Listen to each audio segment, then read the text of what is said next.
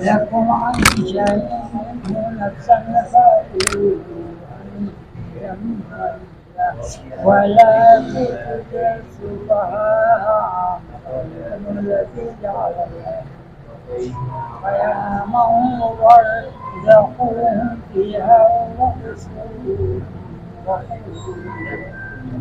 قولا معروفا وابتلوا اليتامى حتى إذا بلغوا النكاح فإن يستطيعوا فلا تعودوا إليهم أموالهم ولا تأكلوها إسرافا أن يكبروا ومن كان غنيا فليستعفف ومن كان فقيرا فليأكل فإذا دفعتم إليهم أموالهم فأشهدوا عليهم وكفى بالله حسيبا للراغبين نصيبا مما ترك الوالدين والأقربون وللنساء نصيب مما ترك الوالدين والأقربون كل منه أقصر نصيبا معروفا وإذا حضر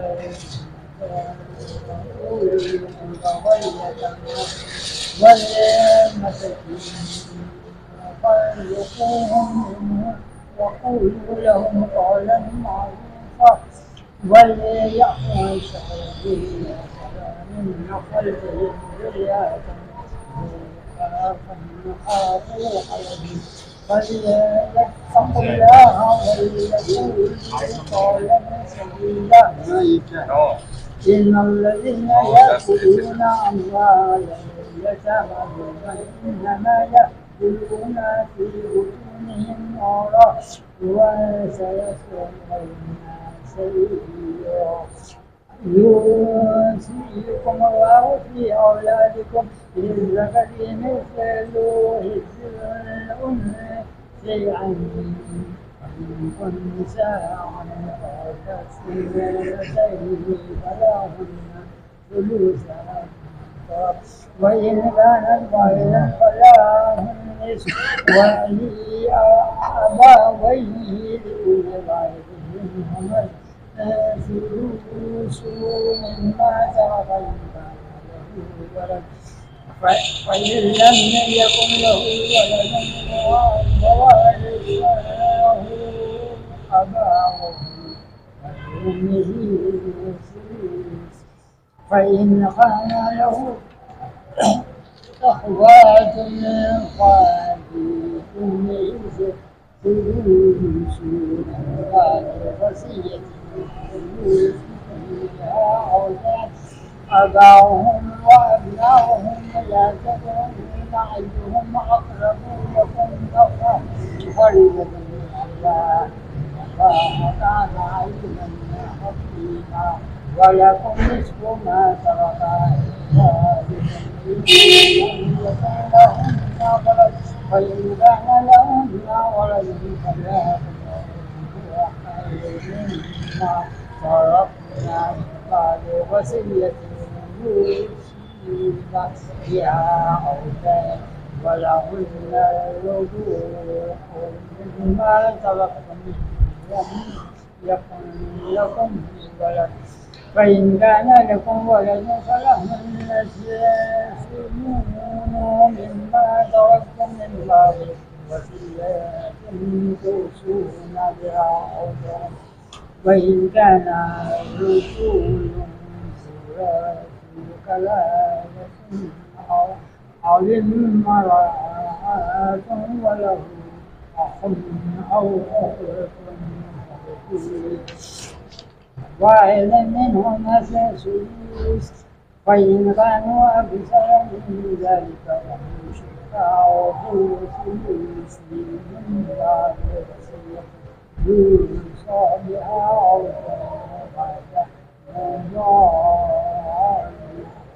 وصية من الله والله عليم حليم تلك حدود الله ومن يطع الله ورسوله يدخله خالدين فيها وذلك الفوز العظيم ومن يعص الله ورسوله ويتعدى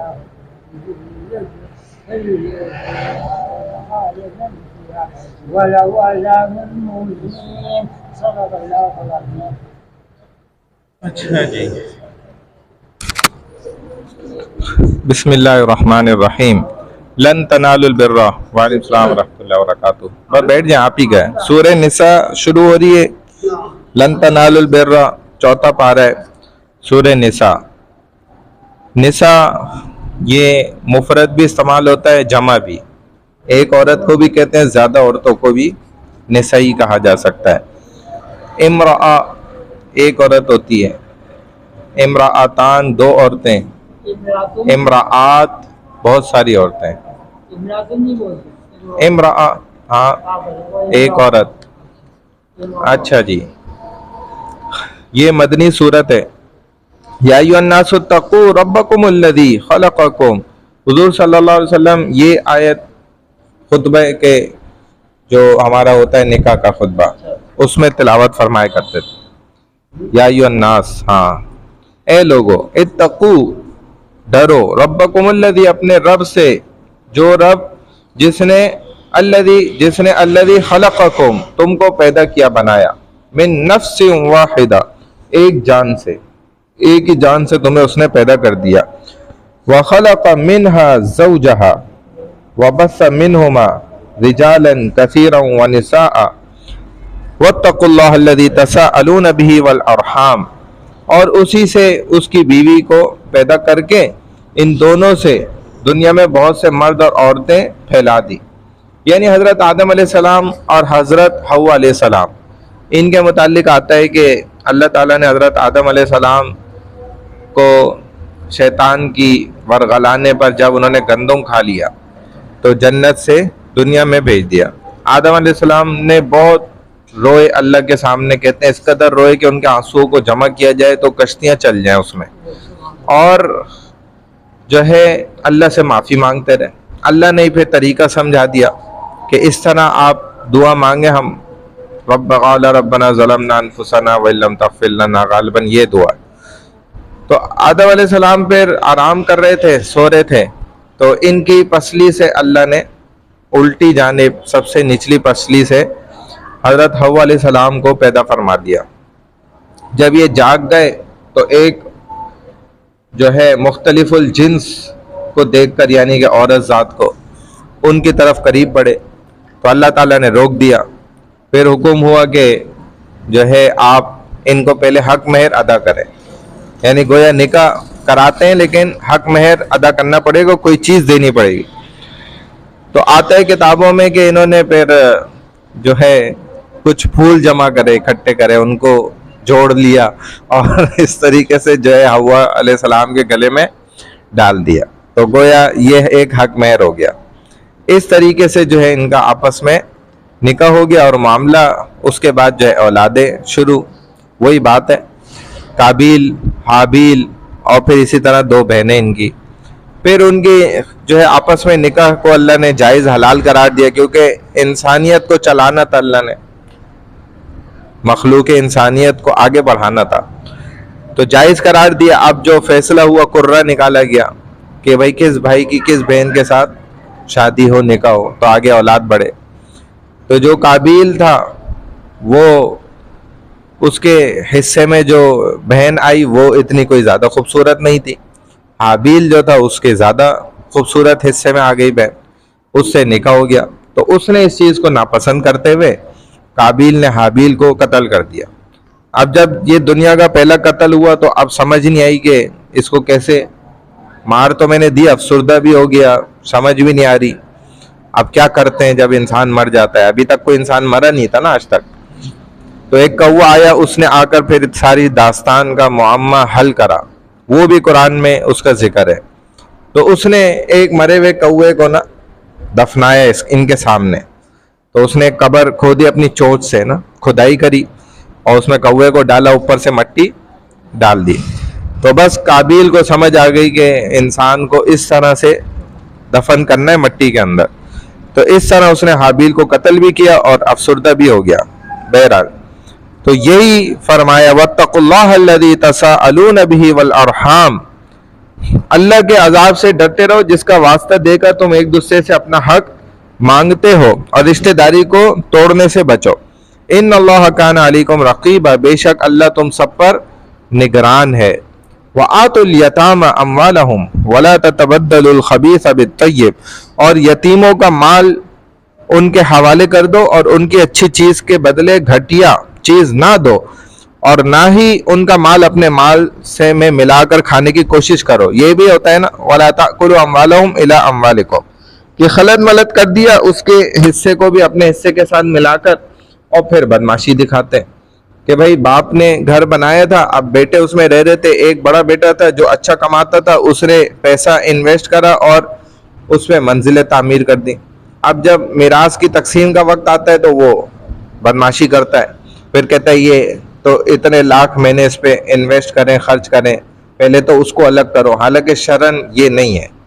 شریعت میں کیا ہے بھائی, جو اب موجودہ قیمت ہے, جو موجودہ چیز ہے, یہ پوری تقسیم ہو گیا. آپ نے بھلے پیسہ خرچ کرا, جتنے آپ نے اس میں کمرے بنائے, منزلیں بنائی, جو کچھ کرا, وہ اس زمرے میں نہیں آتا کہ اس کو کل کو الگ کرا جائے گا. آپ نے کیوں لگایا, آپ کو کس نے کہا تھا لگانے کے لیے؟ لگایا تو فائدہ بھی اٹھایا, قیمت بھی تو بڑھی نا چیز کی, تو وہ قیمت تو ملے گی جب آپ اس کو بیچیں گے. تو تقسیم پورے کے اعتبار سے ہی ہوگی, اس کو ہٹا کے نہیں ہوگی. انہ کان حوبا کبیرا, بے شک یتیموں کا ناحق مال کھانا یہ بہت بڑا گناہ ہے. تو یہ وہی ہوتا ہے معاملہ, خلط ملط کر دیتے ہیں, ان کی پراپرٹی ہے والدین کی, اور اس میں سب اولادوں کا حق ہے پورا پورا, لڑکے کا ڈبل ہے, لڑکی کا اس کے مقابلے میں سنگل ہے. تو اس میں خلط ملط کر کے پھر پھڈے ڈالتے ہیں کل کو. پہلے نہیں مسئلہ پوچھتے کہ بھائی تاکہ کل کو اس چیز سے بچا جا سکے, پہلے ہی نہیں انویسٹ کرو آپ کو اگر نہیں شوق ہے. وَإِنْ خِفْتُمْ أَلَّا تُقْسِطُوا فِي الْيَتَامَىٰ, اگر تمہیں ڈر ہو کہ یتیم لڑکیوں سے شادی کے معاملے میں انصاف نہ کر سکو گے, فَانْكِحُوا مَا طَابَ لَكُم مِّنَ النِّسَاءِ مَثْنَىٰ وَثُلَاثَ وَرُبَاعَ, تو اپنی پسند کی دوسری, دو دو, تین تین اور چار چار عورتوں سے نکاح کر سکتے ہو. ایک ایک تو اللہ نے بھی بیان نہیں فرمایا کہ ایک ایک نکاح کرو, اللہ نے بھی شروعات جو کری ابتدا وہ دو دو سے کری. اسی لیے کسی اللہ والے کا قول ہے, انہوں نے فرمایا کہ بھائی جو ایک ایک شادی والا ہے نا, ایک شادی جو کرتا ہے, تو یہ آدمی اپنی بیوی بیمار ہوتی ہے تو یہ بھی بیمار ہو جاتا ہے, اس کو حیض آتے ہیں تو اس کو بھی حیض آ جاتا ہے, اس کو کوئی تکلیف ہو جاتی ہے تو اس کو بھی تکلیف ہو جاتی ہے, نہ بھی ہو بھلے لیکن کرنی پڑتی ہے, اس کو بھی تکلیف اٹھانی پڑتی ہے. اسی طرح کہتے ہیں دو شادی کرنے والے جو ہے وہ پھر دو کشتیوں کا سوار ہے. اب وہ بیچ میں جو ہے نا مار کھاتا ہے دونوں سے, ادھر سے یہ بیلن مارتی ہے, ادھر سے یہ توا مارتی ہے, اور بیچ میں اس کا کچومر نکلتا ہے. تو دو والا بھی اتنا کوئی زیادہ بڑا ہوشیار نہیں ہے. تین والا کہتے ہیں کہ یہ کچھ جو ہے نا بہتری کی طرف آ جاتا ہے, کیونکہ اب اس کو بیچ میں امپائر بھی نہیں بننا پڑتا. اب یہ تین ہے, اگر لڑنا بھی چاہیں گی تو وہ خود فیصلہ کریں گی کہ بھائی ہم نے لڑائی نہیں کرنی ہے, کیونکہ بندہ جو ہے نا ہم تین ہے اور یہ اکیلا ہے, تو وہ آپس میں ان کے مسئلے جو ہے نا مک جائیں گے. ٹھیک ہے, لیکن چار شادی والا جو ہے یہ روزانہ دلہا بنتا ہے, یہ روز کا دلہا ہے, کیونکہ اس کے انتظار کے لیے پھر جو اس کی بیوی ہوتی ہے وہ ہر روز اسی طرح سجتی ہے جب اس کا نمبر آتا ہے کہ جیسے وہ پہلی رات سجتی ہے. ورنہ یہ کمال نہ پہلی بیوی والے کو حاصل ہے, نہ دوسری والے کو, نہ تیسری والے کو. یہ چار والے کو کمال حاصل ہے. جس نے چار کیے ہوں وہی اس چیز کو سمجھ بھی سکتا ہے اور وہ اس چیز سے گزر بھی رہا ہوتا ہے, کیونکہ اس کے چار ہوتے ہیں اور اسی کا دل گردہ سب سے بڑا ہوتا ہے. ایک والا بھی اس کا مقابلہ نہیں کر سکتا, دو والا بھی نہیں کر سکتا, اور تین شادی والا بھی چار والے کا مقابلہ نہیں کر سکتا. چار والے کا حوصلہ ہی الگ ہوتا ہے, اس کا جو دل گردہ ہوتا ہے. دیکھیں ہاں, یہ اچھا سوال انہوں نے کیا. تو حضور صلی اللہ علیہ وسلم نے فرمایا کہ شادی جو ہے نا یہ تو آپ کی رکی ہوئی چیزوں کو جاری کرتی ہے, آمدنی نہیں ہو رہی تو اس کو کھولتی ہے شادی. یہ الٹ ہے تجربہ, रसूलुल्लाह सल्लल्लाहु अलैहि वसल्लम ने फरमा दिया तो बस वही बात है। मेरी आपकी बात फेल हो गई वहाँ। तो आपने यही फरमाया कि भाई शादी करो, उससे बरकत होगी। साहबा ने जब जब शिकायत करी ना कि या रसूलल्लाह आमदनी नहीं है या अच्छा गुजारा नहीं है, तो नबी अलैहि सलाम ने बोला भाई निकाह करो, यानी कि निकाह उस चीज को खोलेगा। और ये हमारे लोग भी देखते हैं आंखों से, लेकिन फिर भी यकीन नहीं करते। वो एक ही में ऐसे फंस जाते हैं ना, और पहले से तय नहीं करते मामला कि भाई पहले से बताएं, पहली करते हुए कि मैं भाई दूसरी भी करूंगा, तीसरी भी और चौथी भी। अगर आपको एतराज है आप आज ही कैंसिल करें, मना कर दें, लेकिन कल को मुझे ना रोकिएगा। तो ये दिल गुर्दा अक्सर जो है ना दीनदार लोग तबका जो है उलमा का खुसूसन उनके अंदर होता है। एक घर में रखें कोई मसला नहीं, अगर आपके अंदर इतना तप्पड़ है तो आप एक घर में रखें। हाँ बिल्कुल, हाँ ये अक्सर ऐसे ही होता है। खुद आप देखें तो ये तजुर्बा ही ऐसा है कि जब आप करेंगे तो आप आगे बढ़ेंगे, वरना एक ही जगह ब्रेक लग जाता है। तो 4 शादी वाली की अब बीवी क्या है, उसका जब नंबर आने लगता है तो वो पहली रात की तरह सजती है और तैयार होती है, यानी कि ऐसा उसको वही वाला मजा है माशाल्लाह से। तो ये 4 का जो है ना अपना ही कमाल है। हाँ जी, हाँ वरुबा जो है वो 4 सुलास 3, हाँ रुबा 4 औरतों से निकाह कर सकते हो। और जब अल्लाह ने इतनी सीटें दी हैं तो बंदा सीट खाली क्यों रहने दे, आजकल तो जंग ही सीट की है सारी। और अगर तुम्हें डर हो फ़इन खिफ्तुम अल्ला तादिलु फवाहिदतन औ मा मलकत ऐमानुकुम, कि उन बीवियों के दरमियान इंसाफ नहीं कर सकोगे तो फिर एक ही बीवी या तुम्हारी मिल्कियत की लौंडी काफी है। वो क्या है कि अब अल्लाह वाले उसके लिए जो है ना पूरा इल्म भी सीखते थे, जो काम करते थे उसका इल्म भी मालूम करते थे।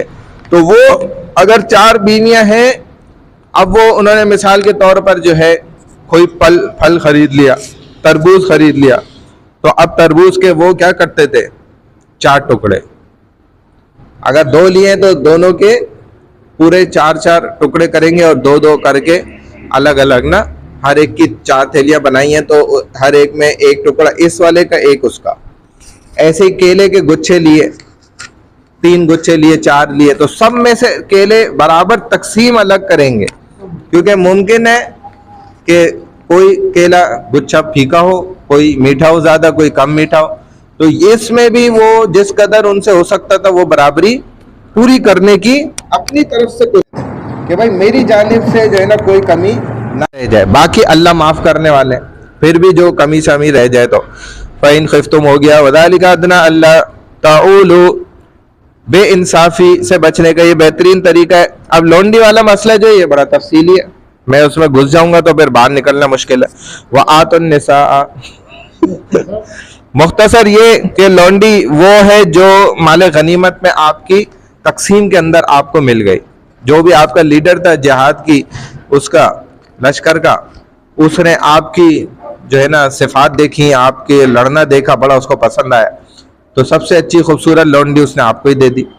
आप सफ़े अव्वल में लड़ लेते, पेश लड़ लेते, दिल खोल के लड़ लेते, अपनी जान खतरे में डाल के। तो ऐसा ही होता है, फिर वो उसके मुताबिक जो है फैसला करता है। तो अगर ज्यादा तादाद में आ गई, सबके हिस्से में आ गई, तो सब में तकसीम हो गई। तो लौंडी वही है जो अगर गैर मुस्लिम भी है और उसके साथ बीवी वाले सारे मामला जायज़ है। और शरीयत ने ये बड़ी उसकी सोच है कि उसने इसकी आखिरत संवारने के लिए उसको ऐसे दे दिया बगैर निकाह के मुसलमान के हाथ। और मुजाहिद जो है ये कभी गुनाहगार हो नहीं सकता। जिहाद करने वाला हो जिसने अपनी सर पे कफन बांधा हुआ है, क्या ये गुनाहों में पड़ेगा? इसकी तो जिंदगी बड़ी आला होती है, ठीक है ना, यानी कि अल्लाह के करीब हो जाता ही है। जिहाद में ऐसी ताकत है, बरकत है कि ये तो तहज्जुद के भी पाबंद हो जाते हैं। तो इसके अमल को जब वो लड़की देखेगी रात दिन तो इंस्पायर होगी नहीं होगी? असल इस्लाम तो यही है, अल्लाह वही दिखाना चाहते हैं। तभी सहाबा के कितने मामला हुए, नबी अलैहि सलाम ने कैसी कैसी बातें बयान फरमाई कि गुलाम है तुम्हारी बांदी है, जो तुम खाओगे उसको खिलाओगे, जो खुद पहनोगे उसको भी पहनाओगे, जैसा जिधर जिधर खुद घूमो फिरोगे उसको भी घुमाओगे फिराओगे। यानी किसी को पता नहीं लगना चाहिए कि ये तुम्हारा नौकर है, नौकरानी है, समझाने के लिए आज की इस तरह के लफ्ज इस्तेमाल कर लो। तो वो ऐसा मामला जब उसके साथ रखा जाएगा, वो तो खुद थोड़े दिनों में मुसलमान हो जाती थी।